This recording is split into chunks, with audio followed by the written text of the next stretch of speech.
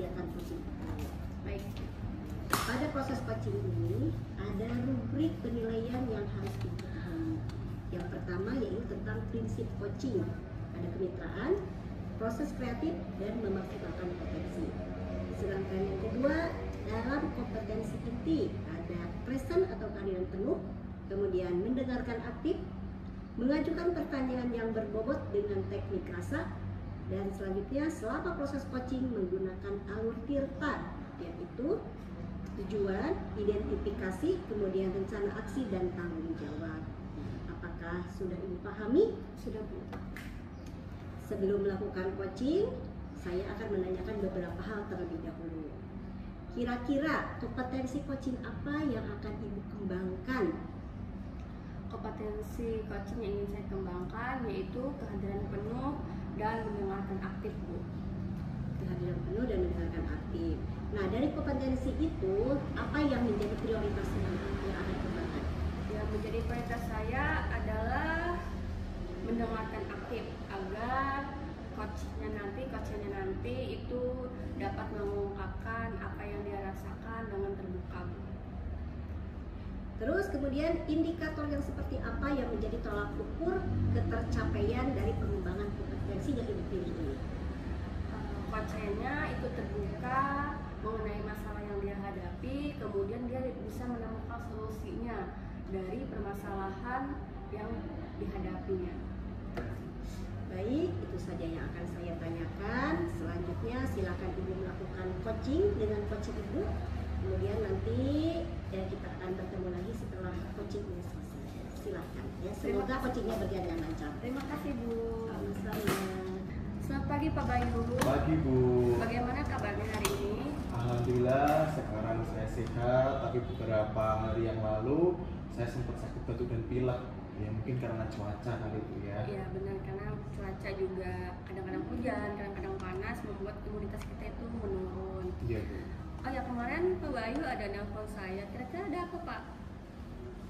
Jadi sebenarnya saya tuh mau ngajak ikut diskusi.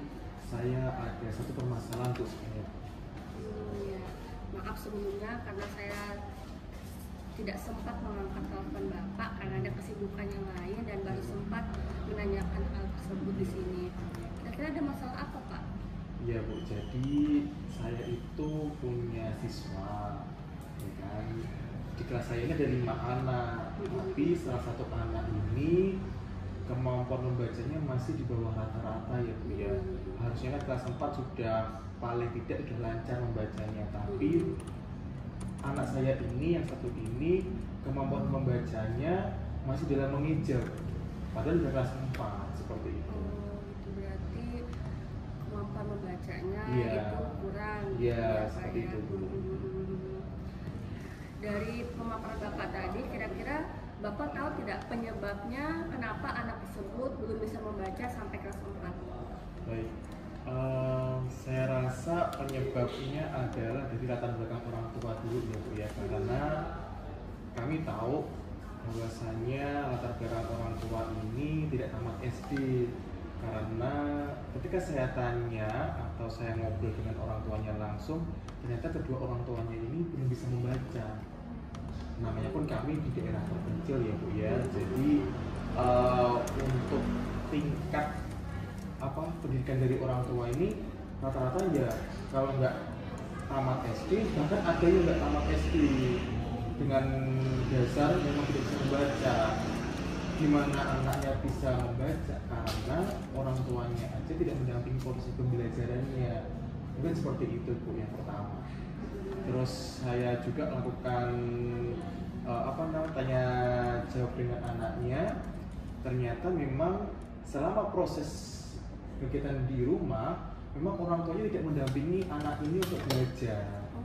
Bisa jadi ya karena orang tuanya yang belum bisa membaca, mungkin seperti itu. Berarti permasalahan utamanya di sini anak tersebut tidak ada yang mendampingi gitu ya, Iya, Pak, di rumah, betul. sehingga berpampu atau cuma sekolah aja Iya, yang mengajarkan mereka betul. membaca. Iya, jadi sebatas hanya di sekolah saja membacanya.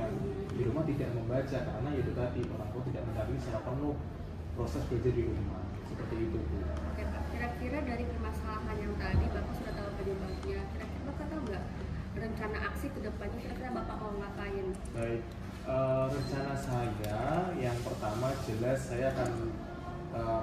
tolong ke orang tuanya tetap untuk mendampingi proses belajar di rumah.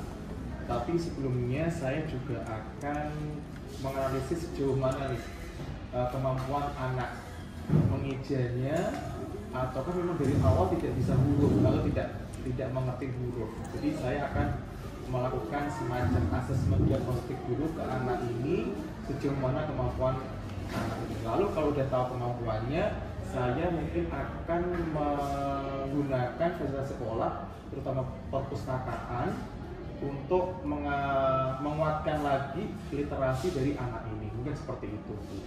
Berarti Bapak tadi akan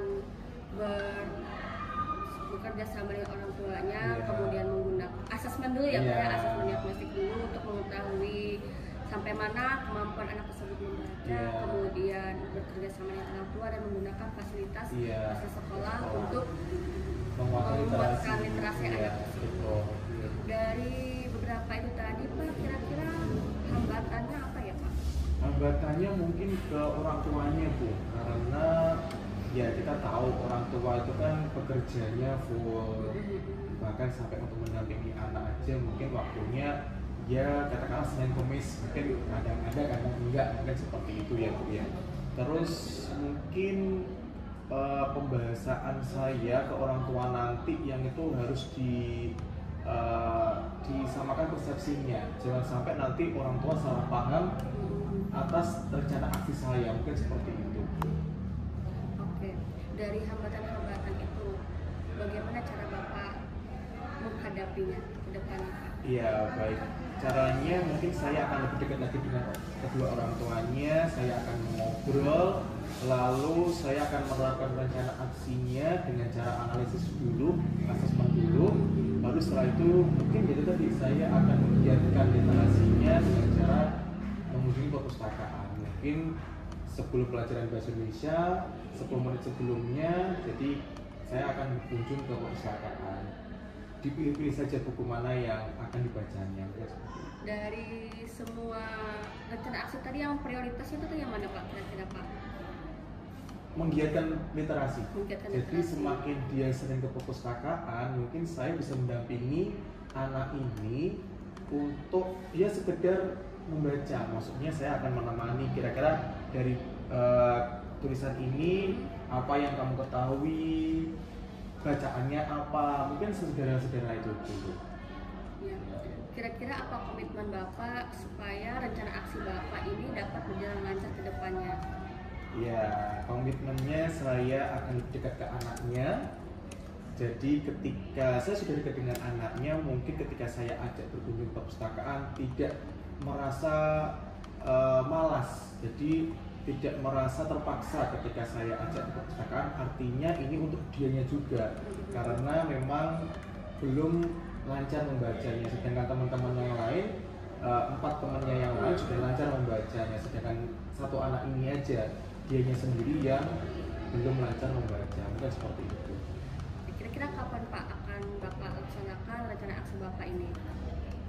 Yang jelas dalam waktu dekat ini segera mungkin, karena saya rasa waktu kita di kelas 4 itu mungkin dengan 1 semester ke depannya. Jadi saya rasa waktu 1 semester ke depan itu minimal anak ini sudah lancar untuk membaca ya bacaan-bacaan pendek atau bacaan-bacaan singkat, mungkin seperti itu. Oke, Pak, sudah sangat baik, Bapak.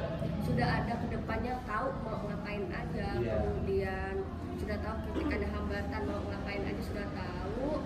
Apakah ada lagi yang mau ditanyakan, Pak? Bagaimana perasaannya sekarang, sudah lega kah atau bagaimana? Ya. Jadi setelah kita diskusi kali ini, saya merasa memiliki solusi terbuka ya, artinya pemikiran terbuka, langkah-langkah apa saja yang harus saya lakukan supaya anak saya ini ya minimal sama dengan teman-temannya, lancar membaca, jadi tidak jadi bahan olok-olokan, mungkin seperti itu, Bu. Kan kasihan juga anaknya ketika dia membaca, temennya kadang-kadang ada yang ngomong kok nggak lancar membacanya, mungkin seperti itu. Jadi ini adalah ya salah satu bentuk bantuan saya kepada anak saya ini supaya nanti ketika dia naik ke kelas selanjutnya minimal dia udah lancar membaca, seperti itu aja. Adakah lagi yang ingin diungkapkan, Pak? Tidak, terima kasih banyak sudah dibantu. Baik, berarti kalau begitu saya tunggu progresnya Bapak melaksanakan rencana aksinya. Semoga berjalan lancar dan hasilnya sesuai dengan yang Bapak inginkan dan anak tersebut bisa secepatnya membaca. Baik. Terima kasih ya Terima Pak kasih, ya. Ibu. Ya. Baik Ibu, dari coaching yang telah Ibu lakukan, saya sudah menyiapkan beberapa catatan. Nah, sebelumnya saya akan bertanya dulu, selama proses coaching tadi, hal apa saja yang sudah dilakukan dan indikatornya apa? Saya sudah mendengarkan aktif dan listen atau kehadiran penuh saat proses coaching tadi, Bu. Indikatornya adalah coach saya itu terbuka menyampaikan permasalahannya, kemudian beliau juga bisa menemukan solusi dari permasalahan yang dihadapi oleh beliau. Gitu, Bu. Baik Ibu, berarti apa yang Ibu sampaikan tadi sudah sesuai dengan catatan saya. Nah, Ibu sudah melakukan prinsip kemitraan, proses kreatif, dan memaksimalkan potensi coaching. Setelah melakukan coaching, kompetensi apa yang ingin Ibu kembangkan di coaching selanjutnya? Mungkin kompetensi pertanyaan bobot, Bu. Gitu. Supaya pertanyaan-pertanyaan saya itu lebih terarah lagi, kemudian agar tirtanya teruntut gitu. Nah, semoga di coaching selanjutnya Ibu bisa lebih memaksimalkan lagi teknik coachingnya, dan nanti coachingnya juga bisa memaksimalkan potensi yang ada pada dirinya. Ya, semoga sukses ya Bu. Baik, terima kasih Bu. Sama. Selamat pagi. Pagi. Assalamualaikum Bu Ina. Waalaikumsalam Pak Bayu. Baik, saya di sini akan menjadi pengamat selama proses coaching yang Ibu Ina lakukan nanti. Tapi sebelum melakukan coaching, saya akan menyampaikan beberapa hal terkait dengan rubrik penilaian yang akan saya nilai. Di sini saya akan menilai tentang prinsip coaching dan kompetensi inti ya Bu ya dari coaching, di mana prinsip coaching terdapat kemitraan, ada proses kreatif, dan ada memaksimalkan potensi dari coachingnya. Lalu untuk kompetensi intinya, saya akan menilai tentang kehadiran penuhnya Bu Ina sama menjadi coach dan mendengarkan aktif, lalu mengajukan pertanyaan berbobot dengan teknik rasa. Dan selama proses coaching, jangan lupa Ibu Ina menggunakan alur percakapan tirta yang terdiri dari tujuan, identifikasi, terus ada rencana aksi dan tanggung jawab. Baik, bisa dipahami Bu Ina? Bisa. Siap. Oke, sebelum melakukan coaching, saya akan menanyakan beberapa hal. Yang pertama, kira-kira dari kompetensi yang saya sebutkan tadi, Bu Ina akan mengembangkan yang kompetensi mana, Bu? Yang ingin saya kembangkan itu yang pertama tentang riset kehadiran penuh, itu yang pertama. Kemudian yang kedua saya ingin mengembangkan tentang mendengarkan aktif. Iya. Baik. Lalu dari kompetensi yang Bu Ina sebutkan tadi, Ibu memprioritaskan yang mana? Yang menjadi prioritas saya itu adalah tentang saya sebagai pendengar yang aktif. Itu. Baik. Lalu indikator seperti apa yang menjadi tolak ukur ketercapaian dari pengembangan kompetensi tersebut, Bu Ina? Tolak ukurnya yaitu dengan cara saya harus memberikan pertanyaan-pertanyaan yang berbobot sehingga bisa menggali informasi yang lebih banyak lagi dari coaching. Baik, itu saja Bu yang saya tanyakan. Selanjutnya Ibu bisa melakukan coaching dan semoga coaching yang Ibu Ina lakukan berjalan dengan lancar. Baik Pak. Selamat pagi Bu Pak. Selamat pagi Bu. Bagaimana kabarnya hari ini? Alhamdulillah baik, cuma sedikit deg-degan. Kalau boleh tahu kenapa bisa deg-degan? Karena banyak tugas-tugas saya dan tanggung jawab saya yang akan deadline dan waktu dekat ini Bu. Berarti Bu Ipah ini sedang dikejar-kejar waktu ya sekarang ini. Iya betul. Nah, kemarin tuh kan Bu Ipah pernah menghubungi saya, katanya mau ngajak ngobrol. Ada apa nih Bu? Ya itu tadi Bu, masalah banyaknya beban dan tanggung jawab saya yang akan dikumpul dalam waktu dekat ini. Itu kira-kira ini harus bagaimana gitu, makanya saya ingin berdiskusi ke Ibu. Gitu. Kalau boleh tahu beban yang menjadi prioritas utama ibu ini apa sebetulnya tugasnya? Tugas utamanya adalah menyelesaikan tugas akhir saya, di mana tanggal 9 nanti saya harus presentasi, sedangkan saya belum menyusun bab 3 dan bab 4-nya. Jadi permasalahan utamanya adalah tentang menyusun tugas-tugas akhir. Nah, menurut ibu apa yang harus ibu lakukan untuk menyelesaikan tugas akhir ini? Yang pertama, kalau itu kan pendidikan saya Bu ya, pendidikan saya itu tugas tambahan sebenarnya, tanggung jawab tambahan. Tanggung jawab utama saya adalah di sekolah gitu. Jadi saya di sekolah selama jam mengajar itu tetap mengajar, kemudian setelah jam mengajar saya menyusun jadwal atau jurnal, kira-kira saya dari jam sekian sampai jam sekian ngapain, seperti itu. Setelah ibu menyusun jurnal, ya, apakah ibu sudah mengimplementasikan, misalkan dari sekolah kan ibu melaksanakan tugas-tugas sekolah. Nah, kemudian untuk menyelesaikan tugas akhir ini kapan ibu melaksanakannya? Mungkin dalam 1 minggu ini Bu. Dalam 1 minggu ini. Apakah ada hambatan yang memungkinkan akan menjadi pengganggu di dalam minggu ini? Mungkin tidak ada, semoga saya sehat aja sih Bu. Semoga tidak ada hambatan, semoga semuanya berjalan sesuai dengan rencana saya. Cuma itu tadi sedikit deg-degan, takut tidak selesai. Kalau misalkan ternyata ada gangguan ya, seperti kita sebut saja kesehatan itu terganggu lah. Nah, bagaimana untuk mengatasinya? Berarti kan kita harus mempunyai rencana kedua. Itu apa rencana itu? Mungkin ketika saya sudah merasa badan saya sudah mulai, saya pasti membuat sinyal Bu bahwa dia lelah berapa, saya harus istirahat, mengkonsumsi vitamin, memperbanyak minum air putih gitu, dan makan tepat waktu. Berarti dengan menjaga kesehatan sendiri ya. Bu Ulfa, maaf ya, tadi kita ada kendala mati listrik, jadi sekarang kita lanjutkan kembali percakapannya. Tadi kan ibu sudah menyampaikan tentang penyebab-penyebab yang menjadi kendala dalam permasalahan ini. Kalau boleh tahu, apakah rencana aksi apa yang akan ibu lakukan untuk menghadapi kendala-kendala? Rencana aksi saya itu tadi Bu, membuat jurnal. Kira-kira saya seminggu ke depan itu mau ngapain aja sehingga saya bisa mencapai keinginan saya itu, menyelesaikan tugas saya dan tanggung jawab saya seperti itu.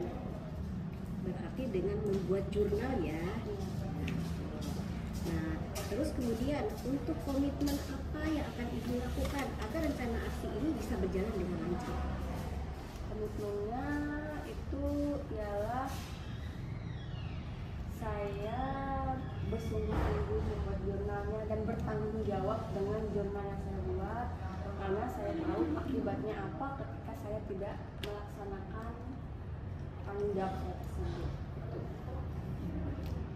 Baik, apakah Bu Ulfa sudah menemukan solusinya dari permasalahan ibu? Alhamdulillah sudah Bu. Terima kasih ya Bu ya atas bantuan Ibu. Akhirnya saya sedikit tenang. Kemudian saya sudah tahu mau ngapain ke depannya. Baiklah, kalau begitu saya rasa percakapan kita sudah selesai karena ibu juga sudah menemukan solusinya. Dan saya tunggu ibu ini mengimplementasikan apa yang akan ibu lakukan. Kemudian nanti kabari saya bagaimana hasilnya. Ya. Terima kasih Bu atas bantuannya. Terima kasih Bu Ulfa. Baik Bu Ina, bagaimana coaching kali ini berjalan dengan lancar? Alhamdulillah berjalan lancar. Baik. Nah, di sini saya sudah mempunyai catatan, ya, beberapa catatan terkait dengan coaching yang Ibu Ina lakukan. Tapi sebelumnya saya juga ingin bertanya Bu Ina. Boleh Bu Ina? Boleh silakan. Ya, baik. Selama proses coaching, hal apa saja yang sudah dilakukan dan indikator keterampilan saat coachingnya apa saja, Bu? Yang sudah saya lakukan tadi, saya sudah berusaha untuk kehadiran penuh. Kemudian saya juga sudah menjadi mendengarkan aktif, Ya. itu sudah saya lakukan. Kemudian saya juga sudah berusaha untuk memberikan pertanyaan-pertanyaan yang berbobot. Baik, baik. Sudah sesuai ya Bu ya. Berarti di sini saya sudah memberi catatan kepada Bu Ina dan sesuai dengan apa yang Ibu Ina sampaikan. Lalu pada saat melakukan coaching, kompetensi apa yang ingin Ibu Ina kembangkan lagi? Kalau saya melaksanakan coaching lagi, Ya. berarti kompetensi yang akan saya kembangkan adalah untuk memberikan pertanyaan-pertanyaan yang lebih berbobot lagi. Itu yang akan saya lakukan. Baik. Baik. Terima kasih Bu Ina. Semoga coaching selanjutnya yang Ibu Ina lakukan bisa lebih maksimal dan dapat berjalan lebih lancar sesuai dengan apa yang Ibu Ina harapkan. Baik Pak, terima kasih. Ya, sama-sama. Terima kasih Bu Ina. Selamat pagi Pak. Pagi Bu. Saya di sini bertugas sebagai pengamat yang akan mengamati proses coaching Bapak. Pada proses coaching ini ada rubrik penilaian yang harus Bapak lalui. Yang pertama yaitu prinsip coaching, di mana ada kemitraan, proses kreatif dan memaksimalkan potensi. Kemudian ada kompetensi inti, yaitu present atau kehadiran penuh, mendengarkan aktif, mengajukan pertanyaan yang berbobot dengan teknik rasa, serta selama proses coaching menggunakan alur cerita di mana ada tujuan, identifikasi rencana aksi, dan tanggung jawab. Apakah Bapak sudah bisa memahaminya? Iya, bisa Bu. Oke. Sebelum melakukan proses coaching ini, ada yang ingin saya tanyakan beberapa hal. Yang pertama, kompetensi coaching apa yang akan Bapak kembangkan kira-kira? Baik Bu, untuk kali ini saya akan mengembangkan kompetensi mendengarkan aktif dan mengajukan pertanyaan yang berbobot. Dari dua ini, kira-kira prioritasnya yang mana Pak? Untuk prioritasnya, saya memprioritaskan yang mendengarkan aktif. Yang mendengarkan aktif. Oke. Kira-kira indikator seperti apa yang menjadi tolak ukur tercapaian kompetensi tersebut? Indikatornya saya akan kehadiran penuh selama coaching dan tentunya akan menggunakan pertanyaan yang berbobot supaya coach saya menyampaikan semua pendapatnya, menyampaikan semua permasalahannya dan pada akhirnya akan menemukan solusinya sendiri. Seperti itu. Baik, terima kasih Pak. Mungkin itu saja yang saya tanyakan. Selanjutnya Bapak bisa melakukan proses coaching. Semoga proses coachingnya berjalan dengan lancar. Siap Bu, terima kasih Bu. Terima kasih. Assalamualaikum Bu Ina. Waalaikumsalam Pak Bayu. Bagaimana kabarnya? Alhamdulillah Pak. Ya, bagaimana perasaan hari ini? Perasaan saya hari ini ada sedikit was-was Pak, karena saya ini meninggalkan tugas utama saya di sekolah. Nah, mudah-mudahan setelah kegiatan ini saya bisa buru-buru lagi ke sekolah dan menyelesaikan tugas. Padat berarti ya jadwal Ibu ya. Ya, tapi hebat loh bisa mengatur semua jadwalnya dengan baik. Bagaimana lagi Pak, harus seperti itu. Baik, mungkin kita perlu ambil nafas jenak ya Bu ya, supaya kita bisa lebih fokus lagi. Bisa Bu? Bisa. Baik, kita lakukan mindfulness ini sekitar ya 1-2 menit aja ya. Baik.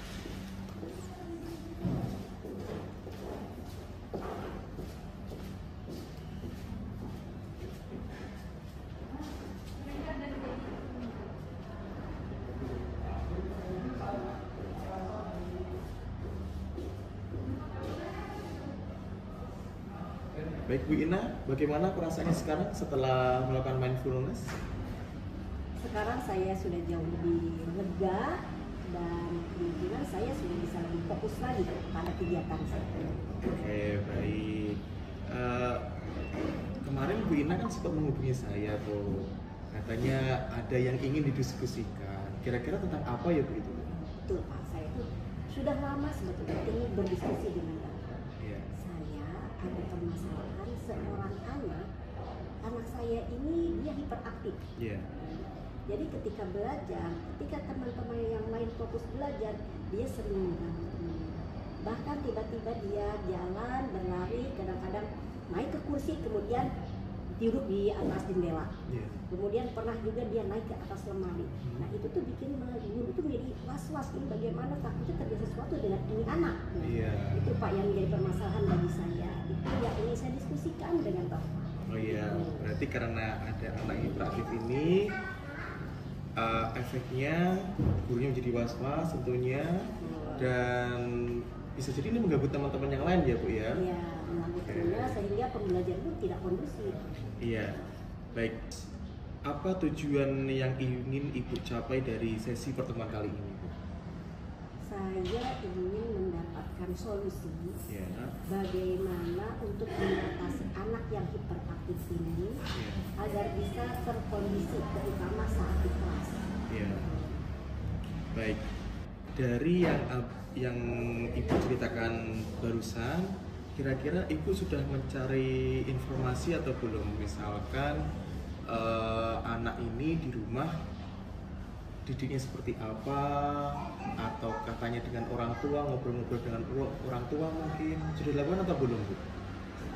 Itu sudah kami lakukan. Kami ada kegiatan home visit, jadi kami berkunjung ke rumahnya, ditanyakan langsung ke orang tua bagaimana ketika di rumah seperti ini.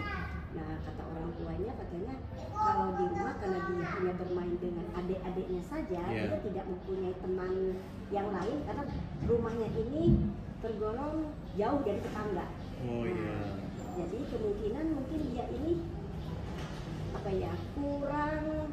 kurang bersosialisasi, interaksi dengan teman-teman. Kurang dengan teman-temannya, sehingga dia mencari di sekolah. Iya Bu. Oke, baik. Tentu itu akan menjadi masalah bersama ya Bu ya, masalah guru-guru, mungkin juga orang tua, dan mungkin sesama siswanya ya. Terus kira-kira dari penyebab ya dan analisis informasi yang Ibu sampaikan barusan, kira-kira apa yang Ibu bisa lakukan? Yang bisa saya lakukan, yang pertama kan tadi sudah saya tanyakan ke orang tuanya, itu sudah. Kemudian yang kedua, ini yang belum saya lakukan adalah harapannya anak ini kita bawa ke psikolog. Jadi langsung dilihat apa sih kekurangan dari anak ini, apa kebutuhannya, harapannya. Bagus sebenarnya itu Bu ya. Jadi perlu kerjasama dengan psikolog. Dengan psikolog ya, dengan yang lain. Bagus itu memang Bu. Lalu dari kemungkinan yang bisa Ibu lakukan ini, apakah ada hambatannya? Untuk hambatannya sebetulnya ada Pak, karena anak ini bukan termasuk dari golongan menengah ke atas, tapi termasuk dalam golongan menengah ke bawah. Jadi mungkin dari segi ekonomi untuk hambatannya. Baik Bu. Berarti untuk yang bisa Ibu lakukan tentunya membawa ke psikolog ya. Bagaimana dengan respon kepala sekolah? Ibu sudah pernah ngobrol dengan kepala sekolah atau belum? Untuk rencana ini saya memang belum menghubungi kepala sekolah. Jadi baru rencana dalam diri saya saja. Baik, mungkin dengan adanya rencana Ibu tadi ditambah lagi dengan koordinasi dengan kepala sekolah, ya harapannya kan tentunya kepala sekolah mendukung rencana aksi Ibu ini. Nah, di sini kira-kira kapan Ibu akan melakukan aksi tersebut? Harapannya bulan Oktober ini, awal bulan Oktober lah, minggu pertama bulan Oktober ini sudah bisa terlaksana. Baik. Aksi yang sudah Ibu susun tadi, kira-kira apa komitmen yang Ibu Ina harus lakukan atau harus Ibu buat? Baik Pak, untuk komitmen yang saya lakukan yaitu yang pertama saya harus melakukan koordinasi dulu dengan kepala sekolah. Kemudian apabila hasil koordinasi ini disetujui oleh kepala sekolah, berarti saya harus menghubungi psikolog untuk mengetes anak ini. Nah kemudian yang ketiga, hasil dari psikolog ini harus saya sampaikan juga kepada orang tua. Itu Pak yang akan saya lakukan sebagai komitmen dalam aksi nyata ini. Oke, baik. Bagus sekali itu Bu rencana aksinya ya. Oke, bagaimana Bu Ina sekarang? Apakah Ibu sudah menemukan solusi dari permasalahan Ibu? Sepertinya sudah dapat solusinya Pak. Terima kasih Pak. Baik, terima kasih ya Bu Ina. Semoga rencana aksi yang Ibu susun hari ini bisa berjalan dengan lancar, mendapat dukungan dari kepala sekolah, dan tentunya nanti bisa koordinasi dengan orang tua dari siswa tersebut. Dan jangan lupa nanti setelah Ibu implementasikan rencana aksi tersebut, kabari saya. Oh, Iya, oke Pak, siap. Iya, baik. Terima kasih Bu Ina. Ya, sama-sama. Baik Pak Bayu, saya sudah menyiapkan beberapa catatan. Tapi sebelumnya saya ingin bertanya terlebih dahulu. Selama proses coaching tadi, kira-kira hal apa yang sudah dilakukan dan indikator pencapaian apa yang sudah Bapak lakukan? Baik, selama proses coaching tadi saya sudah menerapkan penuh serta mendengarkan aktif, dan saya rasa saya sudah menggunakan pertanyaan yang berbobot seperti itu. Baik Pak, sudah benar dan sesuai dengan catatan saya. Bapak sudah melakukan prinsip coaching dan kompetensi inti coaching. Kira-kira setelah melakukan coaching ini, apa yang ingin dikembangkan lagi? Baik, saya rasa saya akan mengembangkan khususnya penggunaan pertanyaan berbobot ya Bu ya, karena saya rasa masih ingin terus menggali atau mengidentifikasi permasalahan-permasalahan yang dihadapi oleh coach saya. Mungkin seperti itu. Oke, baik Pak. Mungkin cukup sekian dulu. Semoga proses coaching selanjutnya berjalan dengan maksimal lagi dan sesuai dengan harapan yang Bapak inginkan. Siap. Terima kasih Pak. Terima Selamat pagi. kasih.